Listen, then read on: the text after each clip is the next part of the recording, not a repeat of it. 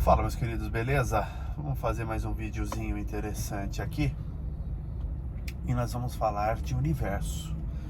Acho que há 2 ou 3 vídeos atrás eu falei pra vocês que uma hora ou outra eu ia conversar com vocês sobre esse tema. E agora a gente vai trocar uma ideia. Nesse canal especificamente, antes de mais nada, eu quero falar pra vocês que eu não toco nesse tipo de assunto. Eu não falo de qualquer coisa. Eu falo de assuntos pertinentes ao desenvolvimento humano, a habilidade do ser humano para se desenvolver, para se tornar alguém foda. É mais sobre isso que eu falo. Só que dentro disso, acaba englobando uma série de outras coisas pertinentíssimas, como por exemplo o seu conhecimento. Seu conhecimento é de suma importância para a sua evolução.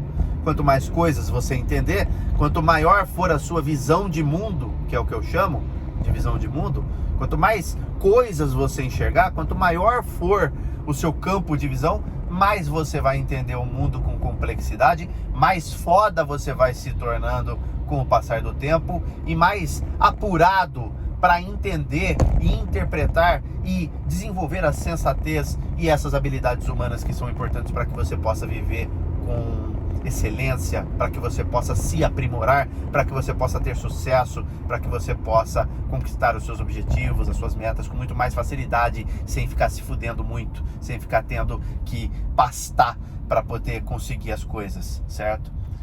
De repente, com conhecimento, o mundo fica mais fácil para você. Você consegue gerenciar melhor a sua vida e as coisas que te cercam, porque você adquire o entendimento do mundo, certo? Então é por isso que hoje nós vamos falar de um assunto mais da borda da nossa galáxia de assuntos, já que vamos falar de universo. Fica aí essa metáfora, certo? E o assunto será o seguinte, meus queridos. Vocês têm noção das dimensões de onde nós vivemos e do que nós somos?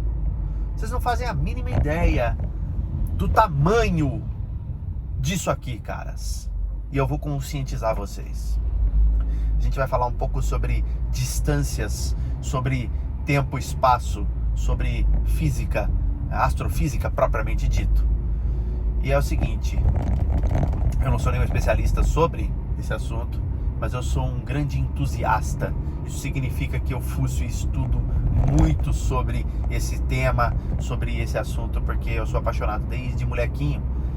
Eu e meu pai ficávamos horas no quintal de casa, olhando o céu, vendo as estrelas e observando os movimentos celestes.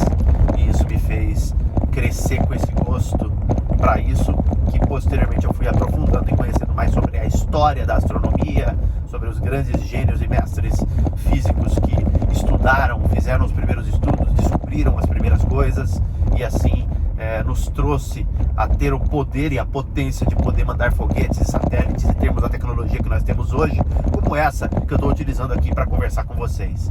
A mesma tecnologia do seu celular hoje, um dia foi um computador do tamanho de uma sala de aula de escola, certo?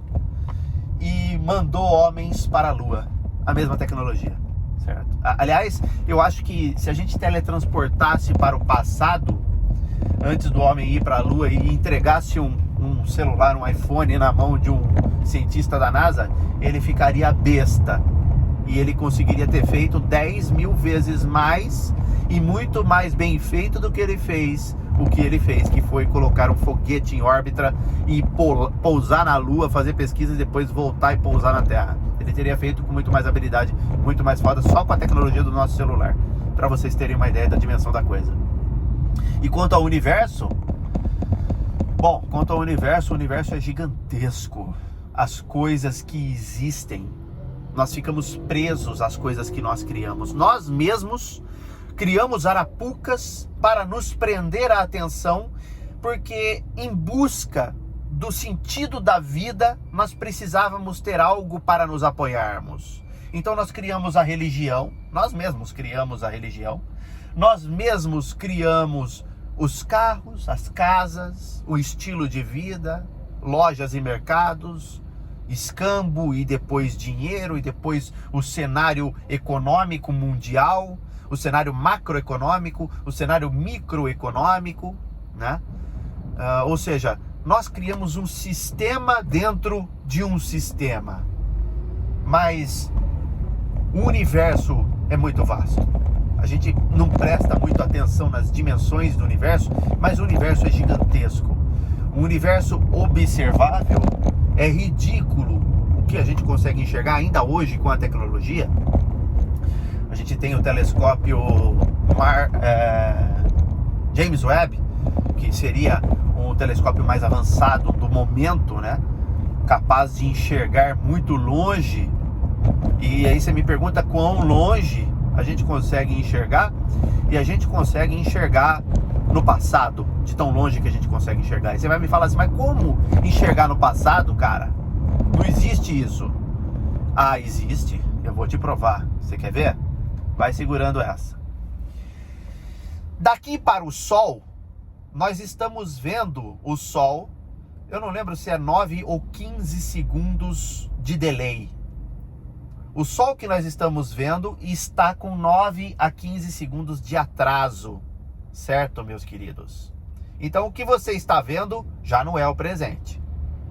Quanto mais perto da sua visão, do seu globo ocular, do seu olho, mais ao vivo você verá e enxergará.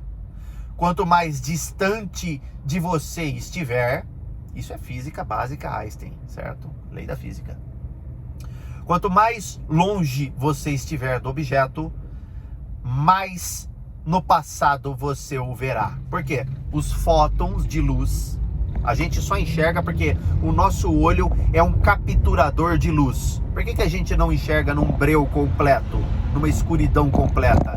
Nós não enxergamos numa escuridão completa porque não há luz. Se não há luz, não há fótons de luz. Se não há fótons de luz, nosso olho não capta porque ele é um sensor sensível à luz e não um sensor sensível à escuridão.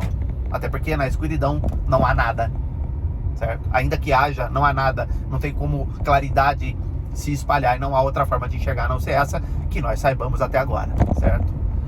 Então, acaba que os fótons não viajam numa velocidade instantânea.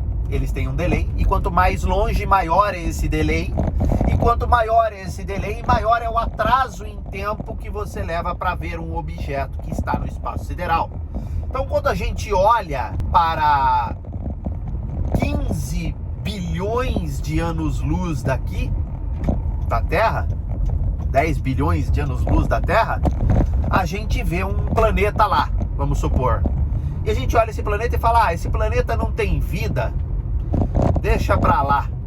Só que o que a gente está olhando é um planeta que pode ser que ainda não tenha vida, porque nós estamos enxergando uma bola de lava, igual a 14.5, 14.3, agora eu não lembro ao certo os números, me perdoem por isso, mas é aproximado os números que eu vou dar aqui, bilhões de anos atrás, 14 bilhões de anos atrás, a Terra era uma bola de lava, girando no espaço sideral. E se uma inteligência tivesse um telescópio a bilhões e bilhões de anos-luz de nós, e apontasse esse telescópio para nós, adivinha o que ela iria falar?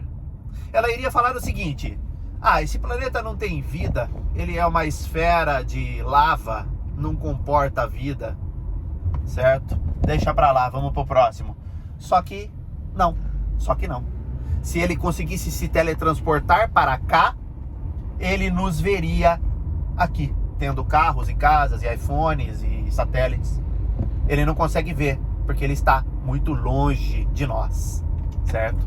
Para ele nós somos uma bola de lava ainda, porque os fótons que estão chegando nos telescópios deles e no globo ocular deles são fótons de antes da Terra existir como existe hoje, antes da vida existir na Terra, certo? São fótons de luz que estão se propagando no ar nessa frequência, numa velocidade absurda de grande. Afinal de contas, a velocidade da luz é de 299 milhões e 720... Não, 299 milhões 720 mil quilômetros por segundo, se eu não me engano. Google aí, caso você tenha dúvida, mas é aproximadamente isso. Ou seja, nós nunca poderemos automaticamente ser encontrados por uma vida alienígena, porque no nosso campo de visão, perto, nós já temos tecnologia para explorar e olhar, e o delay não é tão grande, certo?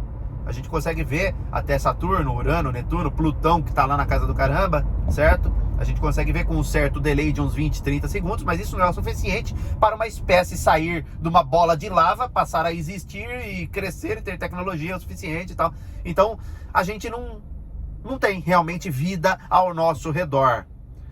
Em vários bilhões de quilômetros ao nosso redor, inclusive, a gente não tem vida mesmo. Se houver vida, está em outra galáxia, está em outro universo, bem longe de nós, em outro conglomerado de galáxias, em um outro sistema solar de uma outra galáxia lá longe, se houver vida. Então a gente vai limitando o nosso raciocínio, porque essa outra espécie para nos ver aqui, precisaria para começar a ter tecnologia avançada igual a nossa, de ter um satélite no espaço que enxergue muito longe. Se ela quiser ter contato com nós, ela também vai ter que saber lidar com rádios e etc. para poder se comunicar. Com dificuldade, talvez não consiga mesmo assim, certo? E para ela vir até nós, ela está tão longe que a não ser que ela se teletransporte ou que ela viaje na velocidade da luz. E pode ser que ao viajar na velocidade da luz, quando ela chegar aqui, nós não existimos mais, nós já fomos extinguidos. Então, se há um Deus e Ele nos criou, filosofando agora sobre religião, Ele fez de uma forma para que a gente não se encontre, caso realmente exista outra forma de vida nesse universo vasto. E eu não duvido que exista, porque não é possível. É muita estrela, muito planeta, muitas galáxias, inúmeras, incontáveis. São inúmeras e incontáveis. Não dá para mensurar, não dá para contabilizar a quantidade de tantas que são. Existem mais estrelas no universo, planetas e galáxias, do que grãos de areia em todas as praias da face da Terra. Só para vocês terem ideia do que eu estou falando, bem bonitinho. Sabe quando eu estou falando bonitinho? Então, eu estou falando bonitinho. Existem mais estrelas e galáxias e planetas do que existem grãos de areia numa praia, certo? E aí qual é a probabilidade matemática de, em meio a esse monte de grãos de areia, né, vamos dizer hipoteticamente, existirem outros como nós? Com certeza é muito grande a probabilidade. Porém, a exclusividade para a existência de vida como nós conhecemos, pode ser que existam outras condições, pode ser que existam outras condições para que haja vida, mas aqui no nosso planeta as coisas estão como um relógio suíço. Tudo funcionou no sistema solar da nossa Terra como um relógio suíço para que nós viéssemos a existir. E aí é que a religião bifurca com a ciência e as duas começam a ir para caminhos diferentes. Porque uma acredita em estatística e matemática e acredita que são apenas acasos do universo. Outra acredita que só pode ter existido um Deus para fazer o que ele fez. Porque não há como o acaso trabalhar de forma tão maquiavélica, de tão precisa, tão exata e tão consequente. Um evento atrás do outro perfeito, para que a Terra estivesse no ponto exato do sistema solar, na distância correta do Sol, para que não nos fritasse, mas para que desse a vida, para que a fotossíntese pudesse acontecer, para que não evaporasse a água do oceano igual uma gota numa frigideira quente, mas para que tivesse oceanos irrigando a Terra e trazendo vida e plantação e vegetação e micróbios e bactérias e depois vida inteligente como a nossa. Percebe a dimensão da coisa? Ou seja, outros planetas como Netuno bloqueando a entrada de meteoros e asteroides gigantes com a sua gravidade gigantesca que tira da nossa reta o extermínio, age como um escudo. Toda vez que passa um meteoro para dentro do nosso sistema solar, certo? este planeta tem uma atração gravitacional tão grande por causa da sua dimensão. Eu falei Netuno, eu falei errado, é Júpiter. A dimensão dele é tão grande e massiva que a gravidade dele atrai os meteoros para ele. E ele é um campo de absorção de meteoros. E se ele não existisse ali, a gente seria bombardeado com uma frequência maior do que nós somos. Que nós somos bombardeados, né, com asteroides, mas eles são de pequenos portes e eles se desintegram na atmosfera. O dia todo tem isso acontecendo no planeta Terra. Não são do tamanho de minivans, porque se fossem, nós já talvez não estivéssemos mais aqui, como os dinossauros um dia deram o azar de Júpiter não bloquear o negócio, entendeu? Já não preciso nem terminar de falar essa história que você já sabe. Mas você entende? Aí fora isso, água doce, água salgada, né, para a existência da vida. Depois a existência do plâncton, que trouxe oxigênio, que criou a camada de ozônio para que o ar ficasse aqui bonitinho, para que houvesse o bloqueio dos raios UV com mais propriedade, para que houvesse a vitória. Tudo colaborou de uma forma tão interligada que às vezes é impossível desvencilhar a ciência da religião. E é aí que entra a minha opinião sobre isso. E a minha opinião é: houve um Deus e ele não tramou ao acaso. Ele criou tudo isso como ele criou. As espécies evoluíram do macaco. Não foi, foi criado da costela. Não foi criado da costela de Adão e Eva nenhum. Entendeu? Isso é coisa de aficionado, leitor de livro, que outros homens escreveram, que são homens mortais, porque não existe o Spider-Man e o Doutor Estranho. Não existe. São seres humanos como eu e você, e nós não temos a sapiência.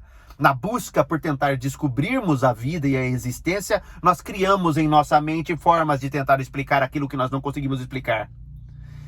E aí, pessoas manipuladoras entraram na história para tentar dominar populações e criaram sistemas para fazer isso, histórias para fazer isso. É uma linha muito tênue e diferente. A história real é que Deus fez o que fez, como fez, certo? É como se ele colocasse uma pedra redonda, circular, uma pedra redonda para rolar numa ladeira. Ele até pôs a pedra lá, mas a pedra rolou por conta própria. Então as plantas vieram a existir e etc e tal. O terreno foi preparado, mas a planta surgiu por acaso, por ciência. Então a gente vê que existe uma ligação entre a divindade e a ciência em dado ponto. Essa é a única forma mais sensata e plausível de se explicar a maravilha do universo, a grandeza do universo.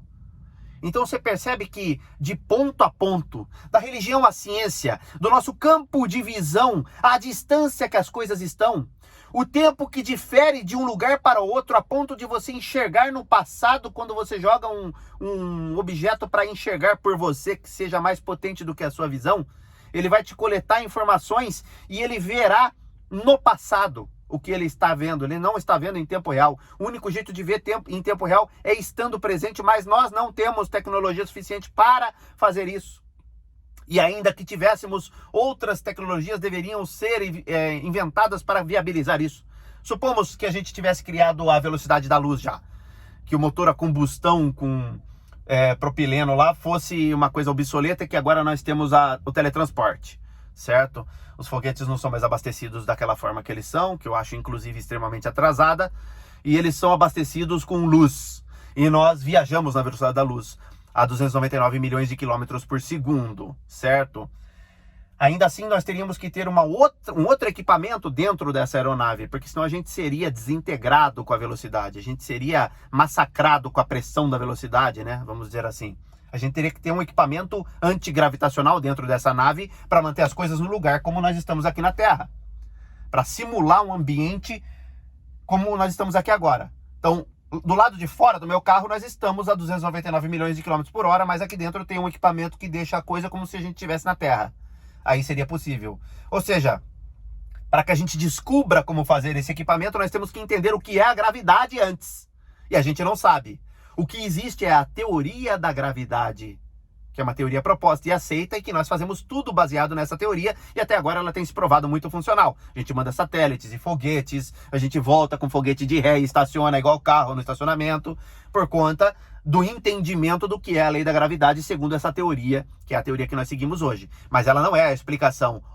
Matematicamente, gravidade é isso daqui, mc². Tá bom? Não, a gente tem uma teoria e até agora ela se provou funcional. Para que a gente possa criar equipamentos como esses, nós precisaremos descobrir o que é a gravidade matematicamente, para que nós possamos explorar e dobrar ela ao nosso bel prazer. Olha a complexidade da coisa. A coisa é tão complexa que vai do macroverso, que é o que eu falei aqui, para o microverso. A gente vai descendo ao nível atômico, ao nível subatômico, que é o que compõe os átomos, certo? E a gente vai chegando no epicentro da existência de tudo o que existe, que é a composição da matéria, de tudo que nós vemos e tocamos, e tudo que existe, até mesmo as estrelas e nós. Nós somos compostos por uma porcentagem de carbono, de água, e agora eu não lembro mais de outros materiais, mas eu lembro que de carbono, de água. Mesma composição das estrelas. Nós somos compostos. Tudo o que existe é feito do mesmo material ao redor do universo e que se tenha conhecimento até hoje. Tudo está dentro do que está na tabela periódica, ainda não descobrimos outros materiais. Nós temos tecnologia hoje para descobrir outros materiais em outras galáxias que estão a bilhões e bilhões de anos daqui. E você vai me perguntar, mas como? Sem ir lá pesquisar o solo, sem ir lá fazer testes? O espectrômetro é o equipamento que vê o prisma de luz. Você já viu a capa do álbum do Pink Floyd? Existe uma capa do álbum do Pink Floyd chamado The Dark Side of the Moon, que é um triângulo com um feixe de luz entrando e do outro lado sai um arco-íris. Todo mundo já viu essa capa, ela é muito famosa. Isso é um prisma. O prisma é um cristal triangular que, quando você joga luz numa faceta dele, ele reflete um arco-íris do outro lado. E um cientista muitíssimo inteligente, que se eu não me engano foi Carl Zeiss, eu não me lembro agora quem foi, ou foi o próprio Isaac Newton, eu não lembro mais. Ele analisou a distância, a espessura e a coloração desse feixe de luz que sai do outro lado do prisma. E a coloração corresponde à composição do que está sendo, vamos dizer, de forma genérica e leiga, prismado ali naquele prisma. Então, quando se aponta um espectrômetro, isso é um espectro, forma um espectro de luz colorida, que é o que a gente chama de arco-íris. Quando você vê um arco-íris da chuva, você está vendo as cores do arco-íris, são os componentes que existem aqui na Terra, sendo refletidos lá, na nossa atmosfera, sendo refletidos lá, certo? E ao estudar a distância dessas colorações, a composição, a tonalidade, a gente consegue saber quantos % de oxigênio, de gás carbônico, de nitratos, de metais e etc. existem na atmosfera. E ao saber disso, nós sabemos que, com comparação no nosso, o que é preciso para que haja vida. Olha que coisa de louco isso, gente. Sem precisar ir. Com um satélite, com o espectrômetro ligado, a gente consegue mirar num planeta e saber do que ele é feito e se há possibilidade de haver vida. Mas nós fazemos isso baseado na nossa régua, que é, aqui tem vida porque tem tantos % de nitrato, tantos % de CO2, de O2 e etc. Se lá não der match, ou não for nem aproximado, descarta que não tem vida. Mas e se há vida em planetas que não vamos saber, a não ser que a gente vamos lá. A não ser que dê um jeito de irmos para lá pessoalmente, o que não há tecnologia para irmos, porque os planetas estão muito distantes. Então, isso mostra que o tempo é relativo, as distâncias são relativas, as distâncias afetam no tempo das coisas, e ao mesmo tempo que isso tudo acontece, essa semana eu fui descobrir que o tempo não existe, e que Einstein estava certo ao afirmar isso há 100 anos plus atrás. Eu acho que esse papo vai ficar por aqui, porque a gente viajou bastante na maionese, mas deu para vocês entenderem as dimensões do que nós estamos existindo. Então, para que eu falei tudo isso até agora? Não só para te conscientizar e toda a explicação que eu te falei no começo desse vídeo, mas para te fazer entender que tudo é muito insignificante. Nós mesmos somos um grão de areia em uma praia infinita de outros grãos de areia. E que tudo que nós criamos e nos preocupamos em pagar a conta do banco, em pagar a parcela do carro, em comprar um apartamento, uma casa, em morar no condomínio fechado, ter segurança, fazer um curso, ficar bilionário, ficar vendendo curso e gato no saco para os outros. Tudo isso são pequenices do humanoide dentucinho que come carninha, que nós somos terraquinhos humanoidinhos com cerebrinho de bracinho e perninha. Nós não somos nada. Em termos de universo, nós somos a mesma coisa que uma bactéria que só é possível se ver a microscópico, né? A nível microscópico. Então fique com esse maravilhoso raciocínio na sua semana, no final de semana, e vamos que vamos. Até o próximo vídeo.